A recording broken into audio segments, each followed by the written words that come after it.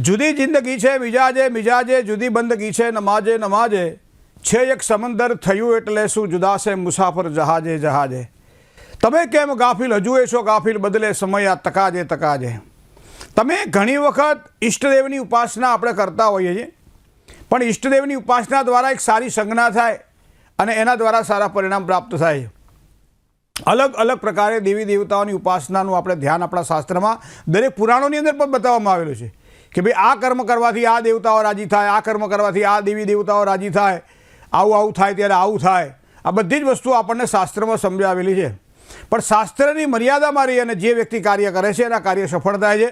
પોતાનો કક્કો ખાચો કરવા માટે બીજી બધી જ વસ્તુઓ કદાચ જો ખાચી ખોટી ભેગી કરી અને કંઈક કરે તો એમાં કદાચ નુકસાનની સંભાવનાઓ વધારે રહે.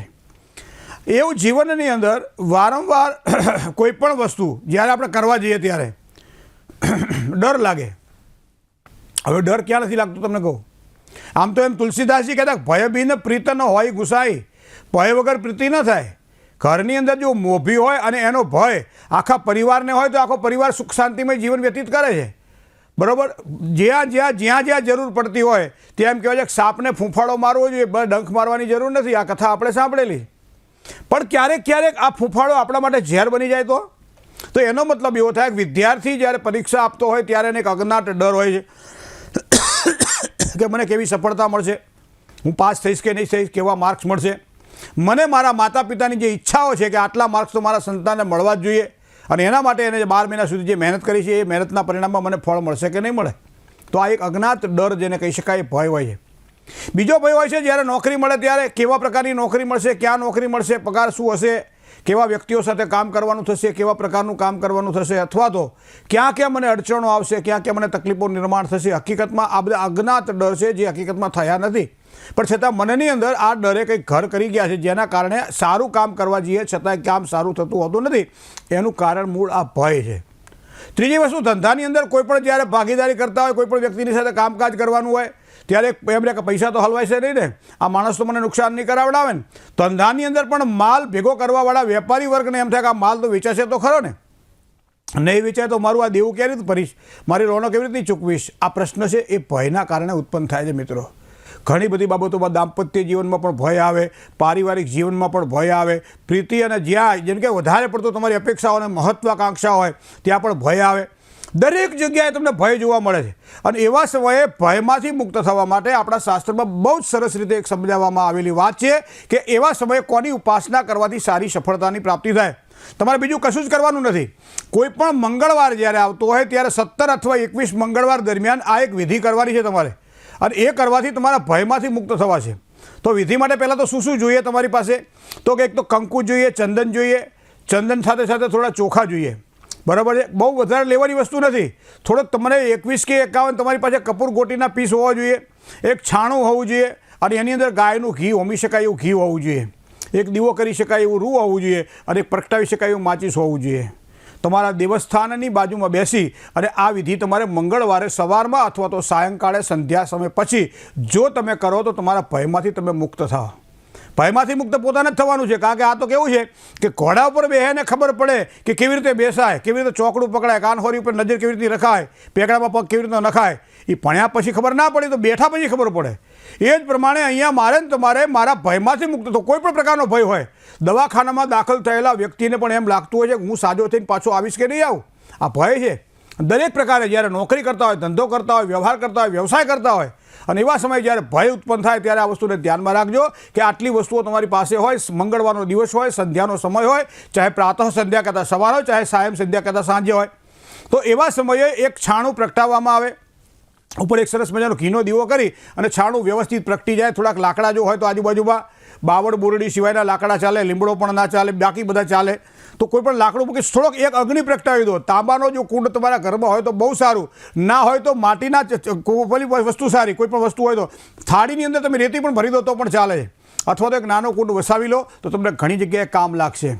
બરાબર. તો આ પ્રમાણે તમારી પાસે એક છાણું પ્રગટાવેલું હોય અને સામાન્ય રીતે તમારી પાસે જે ચોખા છે એ ચોખાને તમે હળદરવાળા ચંદનવાળા કરી દો કંકુના છાંટા અગ્નિનારાયણને નાખી રીમ અગ્નિદેવતા ભ્યો નમઃ મંત્રનો જાપ કરી અગ્નિનારાયણને વધાવો છો અને ત્યારબાદ હું તમને કહું છું એ મંત્રનો જાપ કરી અને કપૂર ગોટી તમારી પાસે હોય એ કપૂર ગોટીને ઘીમાં નાખી અને એક એક કપૂર ગોટી તમારે અગ્નિમાં આહુતિ આપવાની હોય છે। બહુ જ સરળ છે। આજે પ્રથમા તિથિ છે, આ પ્રથમા તિથિના દેવ અગ્નિ છે, માટે અગ્નિની વાત મારે કરવી છે મિત્રો કે અગ્નિ દેવતા, અગ્નિ આપણા માટે દેવ છે અને અગ્નિની સાક્ષીએ કરેલા તમામ કાર્ય આપણને સફળતા પ્રદાન કરે છે અને માટે મારા અજ્ઞાત ભયને દૂર કરે એવું તત્વ કયું તો આપણે કંઈ પંચાયત દેવતાઓની અંદર પંચતત્વમાં માં ભગવતી દુર્ગા એ આપણા આ બધા ક્લેશોને દૂર કરે છે, આપણા ભયને દૂર કરે છે। તો એના માટે ભયને દૂર કરવા માટે આ દુર્ગાનું સ્તવન કરવું જોઈએ। હવે માતાજીને તો ઘણા બધા સ્તોત્ર છે, તો કયા સ્તોત્રનો પાઠ કરીએ તો એમાં એક સ્તોત્ર એવું છે કે જેની નીચે લખ્યું છે ઉપસંહારની અંદર કે આ કરવાથી સર્વ ભયાન મુક્તો, બધા જ ભયમાંથી મુક્ત થાય છે।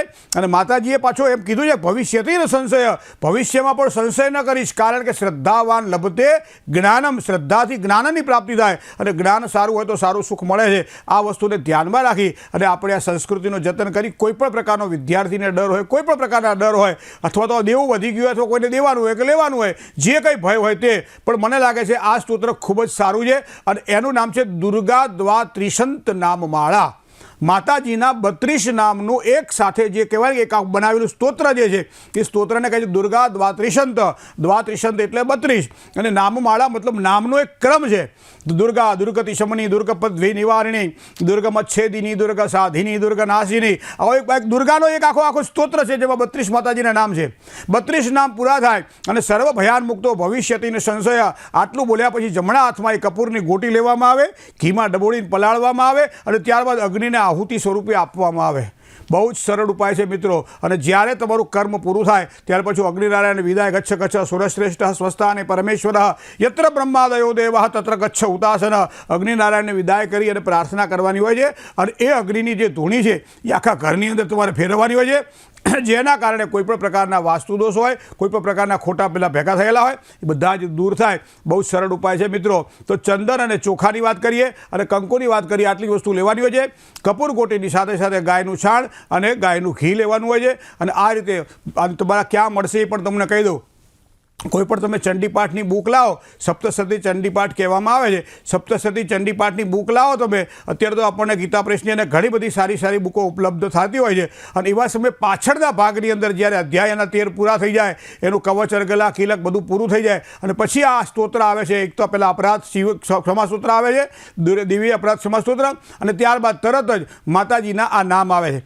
હવે તમને કહું કે તમારા 4 મંગળવાર પૂરા થાય, એક મંગળવાર, બીજો મંગળવાર, ત્રીજો મંગળવાર, ચોથો મંગળવાર જ્યારે પૂરો થાય ત્યારે પાછું એક વખત માતાજીનું એક એવી સ્તુતિ કરવાની છે કે જે આ 4 કવચને આપણે કરેલા 4 મંગળવારના પાઠનું સારા સમૃદ્ધ પરિણામ આપે અને એ પરિણામ માટે તમારે માતાજીને યાદ કરવાના અને એ પછી તમે જાઓ તો એમાં એક શિવ ઉવાચ પાર્વતી ઉવાચ બરાબર શૃણુ દેવી પ્રવક્ષ્યામિ કુંજિકા સ્તોત્રમુત્તમમ એદ મંત્ર પ્રભાવેણ ચંડી જાપ શુભો ભવે ન કવચમ નરકલા સ્તોત્રમ કિલકમ ન રહસ્યકમ ન સક્તમ ને આપી ધ્યાનમ ચ ન્યાસો ચ વચન। આ કુંજિકા સ્તોત્ર, કુંજી એટલે ચાવી, તો તમારા આ બળને, તમારા આ ફળને કુંજી કરી દો, લોક કરી દો અને માતાજીને અર્પણ કરી દો મિત્રો।